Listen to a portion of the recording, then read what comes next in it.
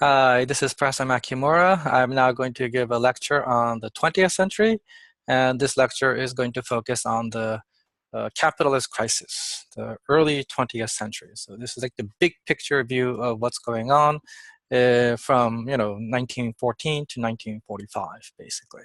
But we'll talk about how we got there. So anyway, first let's do share screen. And it's lecture notes number 15, the capitalist crisis. Okay, so in the big picture, what happened is that there was the older Asian trade network. The Europeans create the Atlantic triangular trade. Once the Atlantic triangular trade is created, it generates silver, and that silver is used to link into the older Asian trade. Okay, once that happens, then what's going to happen next is that as Europe tries to adjust to try to figure out a way to not sell that silver, in other words, mercantilism, Europe is eventually going to create the Industrial Revolution. Now, as part of that process, the other thing that happens is imperialism, right? In order to not pay for Asian goods with silver, one of the things you could do is you can conquer the area and take the raw materials back home so you don't have to pay for it with silver. And that's precisely what happens to the Spice Islands of Indonesia. Okay. The last big triangular trade that happens to solve this problem is the Asian triangular trade. The Asian triangular trade is created between Britain, India, and China, and this finally solves Britain's problem of getting silver from the Americas to pay for Asian goods, at this point primarily tea, because the import substitution policies on cotton and silk have finally succeeded. All right, so what happens next? Well, as part of the import substitution process, industrialization happens. And once industrialization happens, then Europe now has the economic might to do what it needs, economic might to go out and conquer. On top of that, with the advent of the French Revolution, the Europeans discover nationalism, or they invent nationalism, where ordinary citizens feel that they are part of the country. Not the local neighborhood that they grew up in, which is what happens in most places if you don't have nationals. So once you have nationals, you have a much, much stronger army, and you wed this army with the economic might, and now you can then go out and conquer the rest of the world. And you can get as much raw materials as you want. Now, the irony is by the time the Europeans have the ability to go out and conquer the rest of the world, which is the 19th century, they actually didn't need the rest of the world that much. The early industrialization relied on coal. They didn't rely on oil, so the European countries had all the coal they needed, and they had done the import substitution scheme, so there was no need to conquer. So why did they conquer? The answer is because they conquered to get markets. So that's actually here. But before I get there, let me just talk about this part here, the three-tiered international order, briefly, because this is actually a reflection of the economic situation that's in. Okay. So as Europe goes out and conquers the rest of the world, you have the creation of a three-tiered international order. At the bottom are the colonized countries. So countries like India, most of Southeast Asia, most of Africa. At the top are the fully independent countries that are powerful. So countries like Europe, and the countries in Europe and America. So Britain, France, United States. You can actually even add Latin American countries here. Mexico, Brazil. These countries are fully independent countries. In between are the semi-colonized countries, the countries in between. And these countries actually are countries like Ethiopia, Morocco, Egypt, Ottoman Empire, Persia, Thailand, China, Korea, and Japan. These countries in the 19th century had independence, but they weren't recognized as being fully sovereign. In other words, they had lost their own tariff autonomy, and consular jurisdiction was imposed on them. So they were otherwise known as extraterritoriality. So, if Westerners had committed crimes in any of these countries, well, these countries couldn't punish those Westerners. The Westerners were punished and lived according to Western law, their own country's law. So that's extraterritoriality or consular jurisdiction. And if these countries wanted to raise taxes, if these countries wanted to raise tariffs on their own, well, they couldn't do that either because they lost tariff autonomy. By the early 20th century, Japan escapes from this semi-colonized state. In 1899, extraterritoriality legally ends. The industrialization also succeeds in Japan. And among these countries, countries like Morocco and Korea fall to become colonies. So, this is not always stable. It goes up and down. Okay. But this actually is, this three-tier order is also reflection of the economic relationship. Countries in Europe and America typically tend to be industrial powerhouses, whereas the countries that were colonized tend to be places that are, there that produces raw materials, and industrialization is not encouraged. The semi-colonized countries have the leeway to figure out on their own what they want to do, and they can industrialize or not, or modernize or not. If they succeed, they will modernize. If they fail, well, they fail. Okay, so back to the topic. Industrial overproduction. And this is the nature of capitalism. And this links with the nature of capitalism. And this is the reason why I call the period from 1914 to 1945 the capitalist crisis. It's not just me. Other people also call this the period of capitalist crisis. So here we go. When you have factories, the factory owners who own the factories have one major goal, and that is to make money. This is the whole idea of a capitalist system. The goal is to make money. Making money is good in a capitalist system. So if you want to make money and you have a factory, then you have two options. You can either raise the price of your products, or you can lower the cost of production. Now, ideally, you would like to do both. But the easier one is actually to lower the price, lower the cost of production.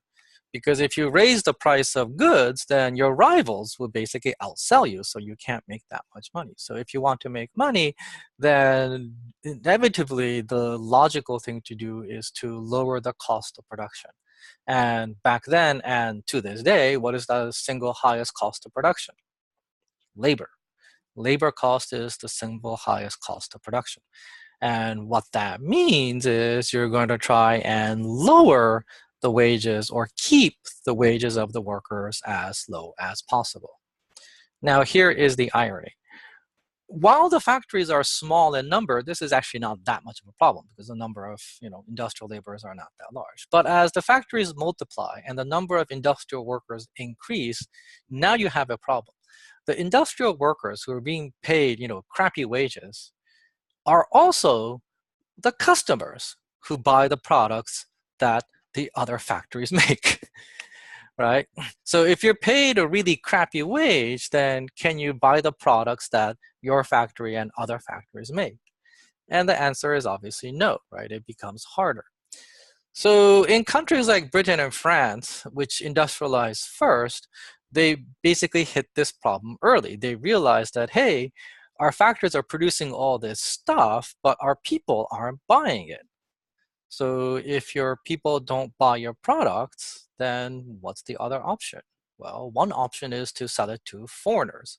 So Britain in particular tries to sell it to foreigners. And for this reason, Britain basically switches from being mercantilist to being a free trader. Britain switches its economic policy from being mercantilist to free trade. Once Britain switches to free trade, Britain can then convince other countries and say, hey, look, we have lowered our tariffs. We want to conduct, free trade with you. Other countries would accept that and say, okay, then we will also lower tariffs then. Let us trade freely. Let us not have high tariff barriers. So countries that buy into this basically now sell raw materials to Britain, and British industrial products flow into these countries. The places that Britain, try to get countries to lower their tariffs, or primarily countries in Latin America, countries in Europe, and countries in Asia, which have signed these unequal treaties. The unequal treaties lowers tariffs. I mean, that's the whole point. Countries like France and Germany, for example, had high tariffs, and it was kind of hard. The French first dropped their high tariffs and actually decide to go with low tariffs and free trade with Britain. And once France decides to do this in the mid 19th century, what this means is the chance for France to, beef up the industry to compete against Britain goes away. Germany, on the other hand, maintains high tariff barriers and decides to, create factories in their own and compete against Britain. And what this means is that by 1900, Germany is a larger industrial producer than Britain. And the Germans would also like to sell their products overseas, but the Germans actually have a advantage. And this comes back to Bismarck. Germany was not united until 1871. When Germany is united in 1871, the Chancellor of Germany at the time, who is Bismarck, and he's going to be the Chancellor until the 1890s, is basically going to be able to implement a whole bunch of policies that he thinks is going to secure the German imperial family. He wants to make sure that the German people support the German imperial family. How is he going to do that? He's going to do that by trying to give to the German workers, the ordinary German people, as good a deal as they can get. In other words, Bismarck thinks that if he can bribe the German people will be loyal to the German emperor. And, I would argue that, generally speaking, this idea was correct. When World War I happened, Germany is able to essentially fight against the rest of Europe pretty much alone. I mean, Austria-Hungary and the Ottoman Empire, it was really not that of a help in helping Germany fight the wars against Britain, France, America, and Russia. The Germans really single-handedly, I wouldn't say single-handedly, but the Germans really were the main force in fighting against the Allies in World War I. And they did that from 1914 to 1918, and you can only do that if, the German people, have the backing the German government. So how do you bribe the German people? All right. So here we go. One thing you can do is you can give the German people unemployment insurance. If they get fired from their job, then before they find another job, the government actually gives you some checks. Another thing you can do is you can give old age pensions. So if you work until the age of 60, until a ripe old age, and your body can no longer work, instead of worrying about what are you going to do in your old age, the German government will give you a pension. Right. Another thing you can do is you can have healthcare. So, if you lose a hand because of an industrial accident and you wonder, oh my God, I'm going to be fired from my job and I could never get another, how am I going to heal myself? How am I going to pay for the hospital bills? What's going to happen afterwards? Well, the Imperial Germany under Bismarck has national healthcare. So even if you get injured, they will heal you, and you won't have to pay too much. And they'll also have, I think they also have workers' compensation. So if you get injured on the job, then, the government would also compensate you as well. So Bismarck doesn't tell the German factory owners, hey, you got to pay your workers more. What Bismarck does is he collects taxes from the rich people of Germany and then uses that taxes to make sure that the German people are going to be taken care of in case of, bad accidents where it's not their fault. This is essentially the birth of the modern welfare state. And when the workers no longer have to worry about, what happens when bad things happen, what happens when you get ill, what happens when I get injured on the job, what will happen if in old age. When the workers don't have to worry about all that, well, now suddenly they don't have to save as much as they used to. They can actually take their money that they get from their wages and use that money to, spend it all on, the various goods that they think necessary to lead a good, fun life. And what that means is it increases the purchasing power of the German workers. And if the German workers have a higher purchasing power, then when the German factories produce all this stuff, guess what? The German people can buy all that stuff. So in a sense, the Germans actually show the rest of the world that, hey, you actually don't need a massive overseas empire like Britain or France to make your capitalist economy going. If you pay your workers a fair wage, then they can actually buy all the products that the factories make and everything will be hunky-dory. Okay. But countries like Britain and France don't do that, right? They don't have old age pensions. They don't have, social welfare systems. You don't have that in America as well. But in the case of America, America is a vast country, and the American West is basically this huge land that's populated by farmers. So there's always an internal market in America where the Eastern factory owners can actually make stuff and then sell it to people living out west. Anyway, back to the topic. So Britain and France will try to expand their colonies in the 19th century. And the colonies that they get in the 19th century, because they now have the technological and economic ability to do so and the military ability to do so, is going to be markets. The colonies they acquire is not there for the sake of raw materials. The colonies are there so that the colonials will buy the products of the home country. So that is what's going on. And this is what leads to World War I. World War I breaks out in 1914. And the traditional story of World War I is that it is nationalism gone amok. That when the Serbian nationalist Gavrilo Princip, a member of the secret organization called the Black Hand, which is sponsored by the Serbian secret police, assassinates the Crown Prince of Austria-Hungary, Archduke Ferdinand. So Archduke Ferdinand is next in line to the throne of the Austro-Hungarian Empire. War breaks out between Serbia and Austria-Hungary. And when the Austrians demand that the Serbs hand over the criminal, Gavrilo Princip, the Serbs say no, and when the Serbs say no, the Austrians say, well, then we will go to war to get the criminal. The Russians then step in and say, hey, Serbia is our friend. If you declare war on Austria-Hungary, if Austria-Hungary declares war on Serbia, Russia will be forced to declare war on Austria-Hungary. Austria-Hungary then talks to Germany and asks Germany, hey, Germany, you are our ally. Will you have our back? And Germany says, sure. And the Germans say to the Russians, hey, if you mobilize for war against the Russians, we will go to war. The Russians then contact the French and say, hey, we are allies. If the Germans go to war against us, will you fight on our side? The French are like, sure, of course, why not? But of course, the Germans already know this. This alliance between France and Russia is not a secret. So the Germans decide to attack France and knock out France first, because France is smaller, frankly, and then knock out Russia. What this means is instead of fighting smack head-on between the German-French border, the Germans are going to go around that by going through neutral Belgium. The French have a semi-alliance with the British. This is called an Entente. Britain, France, and Russia had the Triple Entente. And the British didn't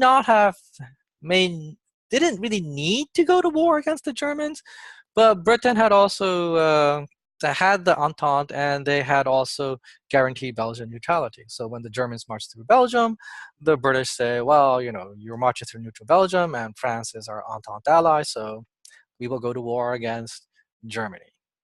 When this happens, the Germans and the Austrians now look for allies on their side and realize that, hey, the Ottoman Turks hate the Russians because the Russians and the Turks have been fighting a war ever since the 1700s. So they say to the Turks, hey, if you go to war against Russia, then we will guarantee that you get the lost lands that the Russians took away from you. And the Turks say, yes, of course, then we will go to war. The Italians, who were part of the alliance between Germany and Austria-Hungary, this was earlier called the Triple Alliance. So actually, it's kind of weird, but in 1914, the Triple Alliance referred to Germany, Austria-Hungary, and Italy, and the Triple Entente referred to Britain, France, and Russia. But the Italians say, we're actually not that interested in this war, and they step out of this war in 1914 and remain neutral.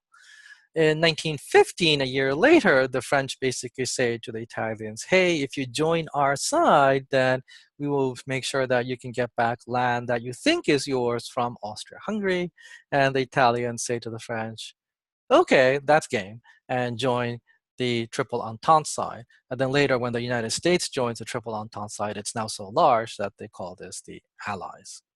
But it's Germany, Austria-Hungary, and the Ottoman Empire are then called the Central Powers. But anyway, the point here is that the traditional narrative of this story is that it emphasizes that it's all about how nationalism went amok. This is kind of true. I'm not going to completely deny this story. But I think there's a bigger reason why you have this alliance. Okay, sure, there's this nationalism, there's European power politics. But if you stop for a moment and think about this, the three countries who originally formed the Triple Entente should not really have been allies. Britain, France, and Russia should not have been allies. First of all, France was a republic. Russia, when it signed an alliance with France, was an absolute monarchy. So why is a democratic republic in an alliance with an absolute monarchy, right? I mean, in terms of shared values, Russia being a monarchy actually has closer values with Germany, which is a constitutional monarchy. And in fact, you can actually make the other argument. Because Germany basically has allowed all men to vote, it is just as democratic as France. Germany is a constitutional monarchy that's got a democratic election, just like France. So in terms of values, France and Germany are actually quite close. And in terms of the political system, Britain and Germany are very, very close, because Britain is also a constitutional monarchy that is gradually increasing the right to vote. In fact, Britain doesn't allow all males to vote until 1918, I believe. You have to wait until 1918 before Britain allows all males to vote. And in that sense, Britain is less democratic than Germany. So, it doesn't make much sense. And Britain and Japan had signed the Anglo-Japanese Alliance in 1902. So when Britain goes to war against Germany, Japan joins the war against Germany as well. Japan is the side of the Triple Entente, Britain, France, and Russia. And later the US and China joins. Anyway, so, the point here that I want to make is, even if you say nationalism, one should also stop for a moment and think about it. It's like, but why are these guys allies in the first place? It doesn't make any sense. Why do they like each other? They shouldn't like each other. Britain and France, we all know, is a long-standing enemy. They fought a series of wars in the 18th century against each other to fight for supremacy in Europe. In the Middle Ages, they fought a series of wars that was called the 100 Years' War. So in the early modern period or in the medieval period, Britain and France didn't like each other. And in fact, in 1885, they came this close to war. They came this close to war because they were competing for colonies in Africa. This was called the Fashoda Incident. This is why you have the conference at Berlin, to avoid a European-wide war over colonies in Africa. Okay. And the semi-colonization of China basically happens because, the European powers, after the Second Opium War, began to carve up bits and pieces of China and call it their spheres of influence. Now, these are not formally colonies, but these are spheres of influence where a particular European country has preponderant dominance and influence in that part of China so that they can sell to the Chinese what they want to sell. Because the U.S. was involved in the conquest of the Philippines and it was too busy fighting, against the Filipinos, when the whole, to make sure that all of China would not be taken over by European countries and through the spheres of influence, the U.S. basically declares that the European countries should allow a policy of open door, which would allow American merchants to be able to sell American goods to the Chinese. So that's why I have the semi-colonization of China here, which I forgot to mention. Anyway, back to the topic. So why are these countries allies, Britain, France, and Russia? Particularly important, why are Britain and France allies? And here the answer, I think, is because of colonialism. So here we go. When Bismarck finally, so here's Bismarck. Let me show you Bismarck. Because he's such a central figure in all of this. Share screen. Otto von Bismarck. So here is Bismarck. This is when he's younger. This is when he's older. This is him with that, trademark German helmet during World War I or before World War I. Oh, and here's him with a hat. This is him when he's much older. Otto von Bismarck. Okay, so back to the topic. Bismarck eventually falls from favor. When the German emperor dies and a new German emperor comes to the throne, Wilhelm II, Emperor Wilhelm, he basically says to Bismarck, "Thank you very much for your past service. You're no longer required." And Bismarck is dismissed. And Wilhelm II, or William II in English, basically looked around the world and said, "Hey, this isn't fair." So I'll show you William II. And said, "Hey, this isn't fair." Wilhelm II, the German Kaiser. Here he is. And said, "Hey, let's look at a map of the world." In 1890.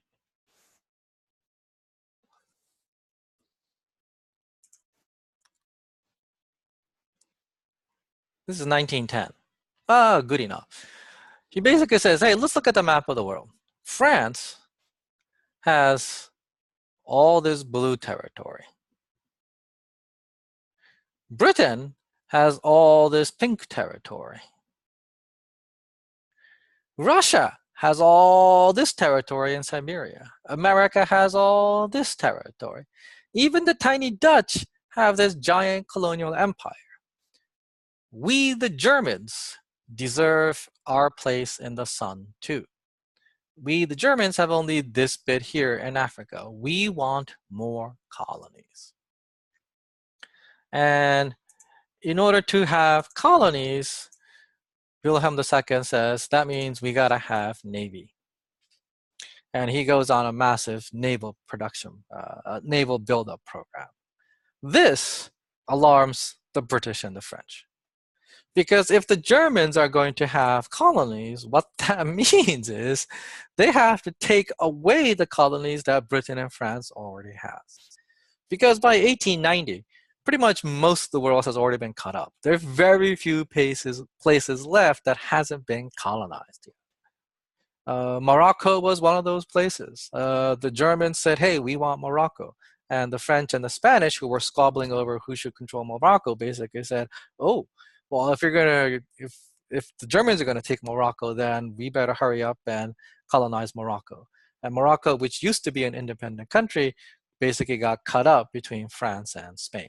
And Morocco disappears, becomes a colony. All right. So when the Germans say when Wilhelm II says we want colonies, and in order to have colonies, we want to build a big giant navy, Britain and France suddenly get alarmed and said, all right, we used to be enemies, we used to hate each other's guts, but we have a bigger enemy, and that's Germany, so let's work together. And Britain and France suddenly become allies. France and Russia become allies because Germany defeats France in 1871. The French are so upset by this defeat that they're looking for anybody to ally with them, and they propose the Russians. And the Russians, who basically see how the Germans have, single-handedly destroyed France, very quickly, are scared of Germany. And after Wilhelm II is basically being aggressive like this, says, "All right, we'll sign a deal with you guys," and France and Russia become allies. And that's how the Triple Entente is created. And once the Triple Entente is created, Germany, feeling threatened, forms an alliance with Austria-Hungary and Italy. And you get the Triple Alliance. So the alliance structure is created, I think, because of colonialism, competition over colonies. So what that means is then, if you go further back, it's because capitalism is the problem. In the late 19th, early 20th century, we did not know how to use capitalism well. We should have realized that if we paid our workers more, then we actually don't need to have overseas colonies. Britain and France didn't need to have to go out and scramble and get the various colonies around the world. And if you didn't need colonies, then guess what? You don't have to have this crazy competition for colonies, and you don't have to have this crazy alliance structure that basically locks Europe in so that when a spark happens, it will lead to a European-wide war. This is one of the lessons learned from, that capitalist crisis period from 1914 to 1945. By the time 1945 comes to an end, almost all the industrialized countries throughout the world is going to say, yeah, we need to implement social welfare programs that Bismarck implemented. And they put into place old age pensions, healthcare, workers' compensation, unemployment insurance, etc., etc. All those things are going to be implemented in all the industrial countries after 1945, very quickly after 1945. What does that mean? That means when all the former colonies become independent, these countries that had industrialized are not going to get screwed. And that was the case. Britain and France had the largest overseas colonies. They were rich before World War II. They were rich before World War I. They were rich before World War II. After World War II, they lose all their colonies. Does Britain and France suddenly become poor? And the answer is no, right? The living standards of the ordinary British worker or the ordinary French worker, in fact, go up in the post-World War II era, even though they lose the colonies, right? So for the country as a whole, it gets richer. So it was short-sighted, right?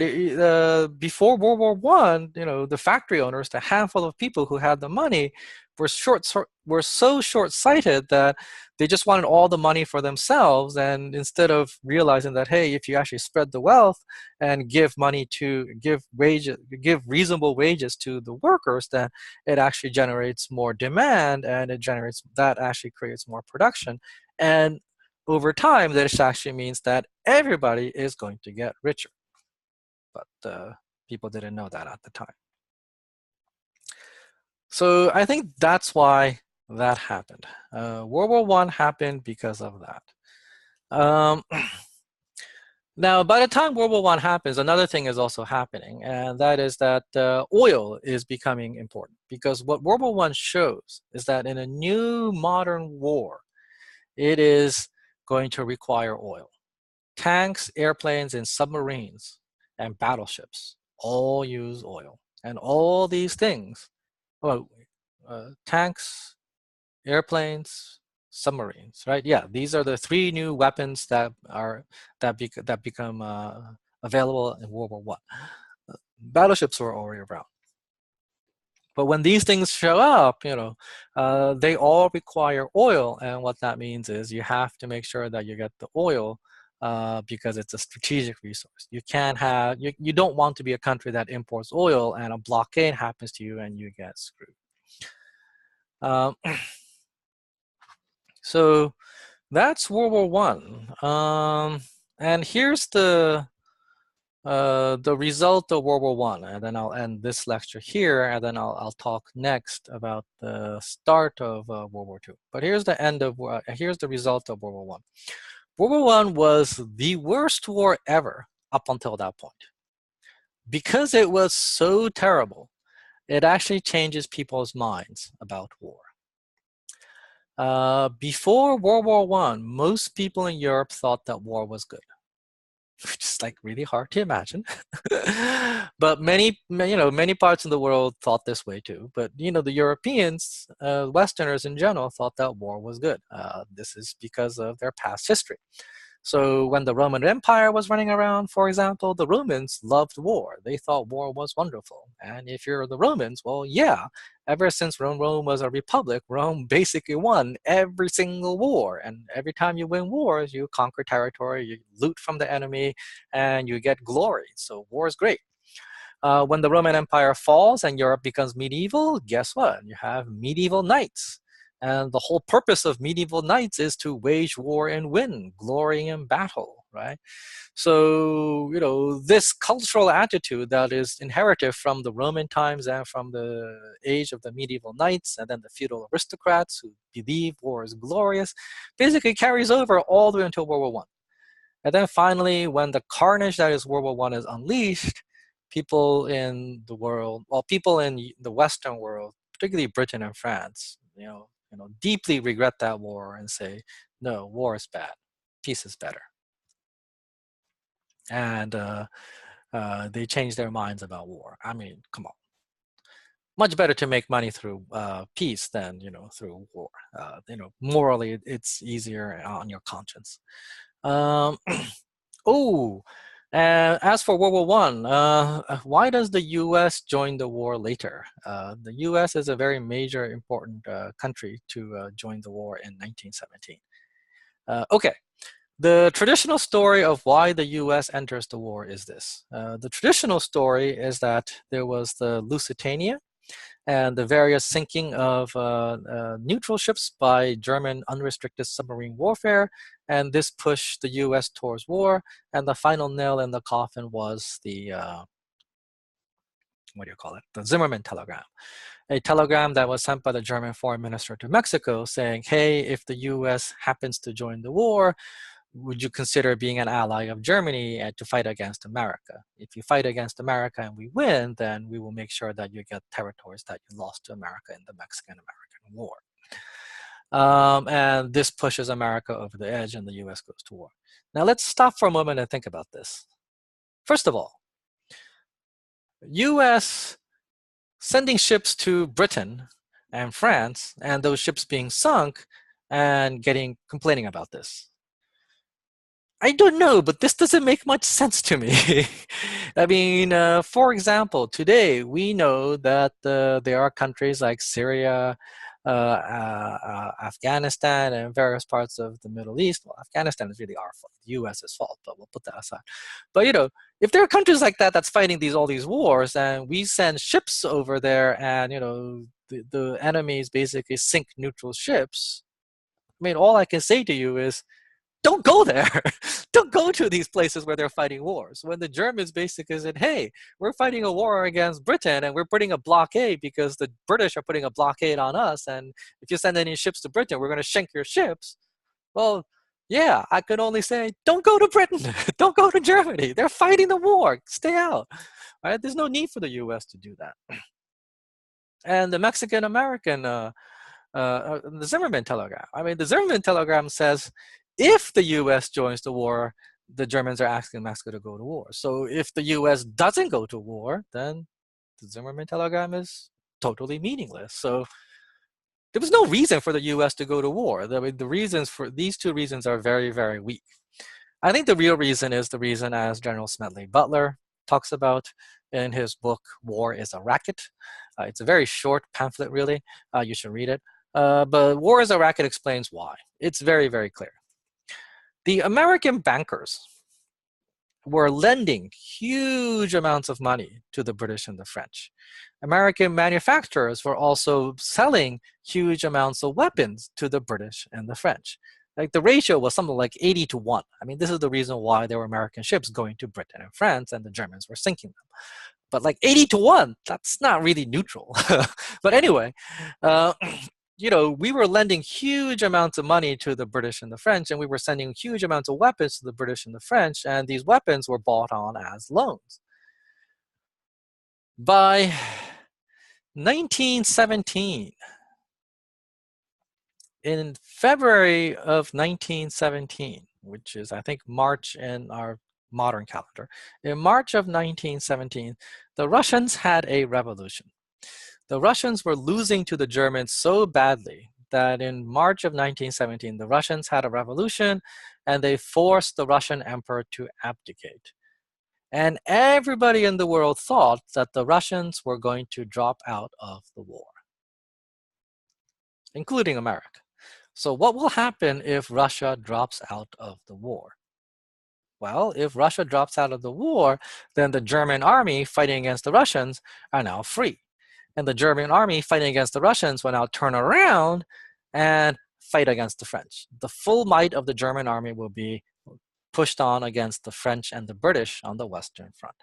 And everybody in the world thought that if that happens, then the French and the British, who are fighting the Germans to a stalemate, will lose to the Germans. When the full might of the German army comes, they will not be able to win. And the Allied Commission, well, not Allied, and a group of British and French merchants and politicians and people. I think it's an Allied Commission, but British and French politicians come to Woodrow Wilson that basically says to the U.S. President Woodrow Wilson, who ran in November of 1916 on the platform, "He kept us out of the war." In March of 1917, the allies, British and French allies, British and French Commission comes to Woodrow Wilson and say, "Hey, I know you guys have loaned us huge amounts of money, but if you lose the war against the Germans, we won't be able to pay you back. Sorry." And it's at that point that Wilson says, I know I ran on the platform. He kept us out of the war, but I don't have any choice. If our bankers basically don't get their money back, if our manufacturers don't get their money back, then they will go broke. And if they go broke, then the American economy will just spin around and die. So we'll have a massive depression. So yeah, I know that I said he kept us out. Our slogan was "He kept us out of the war," but no choice. And in April of 1917, the U.S. decides to go to war against Germany and declares war on Germany. So that's why the U.S. went to war. The United States went to war against Germany because of money. And these European countries, Britain, France, Russia, and Germany, Austria-Hungary, they had this crazy alliance structure because of capitalism as well.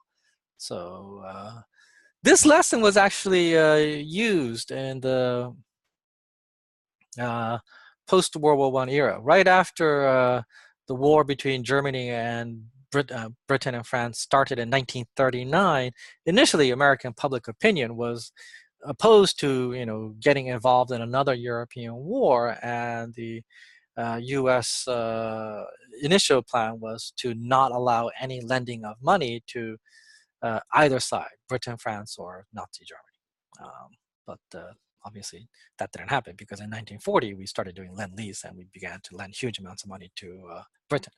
I personally don't think this was the wrong thing to do. Nazi Germany was a threat, but we'll put that aside. So that is World War One. World War One has an impact on the rest of the world. The Ottoman Empire basically fights this war, and when the U.S. joins the war, even though the Russians drop out, the Germans are unable to knock out the British and the French fast enough, and the British blockade has gone on long enough so that the British blockade and the presence of the Americans finally overwhelmed the German army, and in 1918, November 11th, on the 11th hour, so 11th hour, 11th day of the 11th month of 1918, the Germans sign an armistice. Right? World War I comes to an end. When World War I comes to an end with the Treaty of Versailles, Germany, Austria-Hungary, the Ottoman Empire, and Russia, which was defeated by Germany, are all broken up. There's no longer the German Empire, the Austro-Hungarian Empire, the Russian Empire, or the Austro-Hungarian Empire. Now, Woodrow Wilson, fighting World War I, basically says we're fighting this. He knows that he's actually fighting the war for money, but he doesn't want to make it look that petty. So he comes up with these various excuses for why the U.S. is fighting the war, and one of the slogans is, war to end all wars. So he actually wants to make the peace treaty with Germany more lenient. But the French, who've been fighting this bloody war with the Germans, and have huge amounts of debts to pay back to America, refuse and say, no, we want our money back. We want our reparations from Germany so we can pay back the loans to America, and demand high reparations, and they demand to, take away some of Germany's territory, which was traditionally France's. This is Alsace and Lorraine. What was I going to say? Oh yeah, so the Woodrow Wilson also talks about the rights of all people to be independent. So the right to self-determination is what he calls it. So all people should have the right to be independent. And with this, the countries that got divvied up, Austria-Hungary, these two countries that got divvied up, Austria-Hungary and Russia, from the wreckage of the Austro-Hungarian Empire and the Russian Empire come the various smaller states of Europe. Now, it turns out that, Woodrow Wilson was a racist. Not exactly surprising, because, he was from the South. He lived in the South for a long time. And when Japan said that, in the conference in Versailles, hey, let's have a let's have a racial equality clause to say that all races are equal, Wilson shot that down and said, I know that Wilson said that although the various topics in the conference has been settled by majority vote, this issue is so important we need unanimity. And when unanimous consent was not given, the racial equality clause was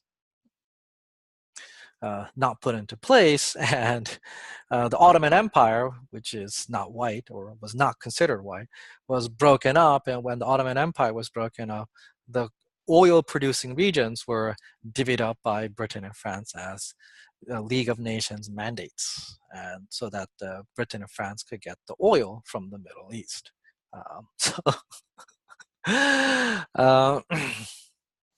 Although Woodrow Wilson said all these nice things, he wasn't really serious about that. It was really all about money.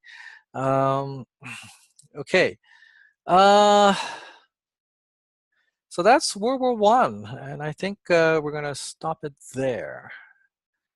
Alrighty, have a good one.